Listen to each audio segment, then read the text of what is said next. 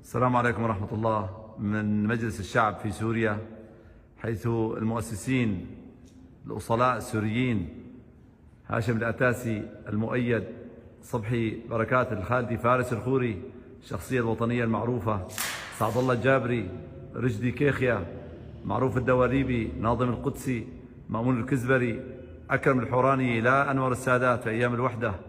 هذا كله عصر خلينا نسميه المؤسسين من الأربعينات حتى الخمسينيات.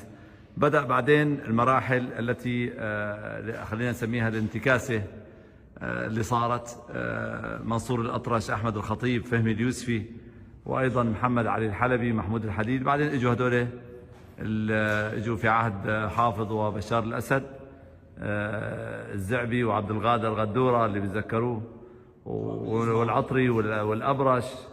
طبعا هذا عبد القادر غدورة هو الذي عدل المادة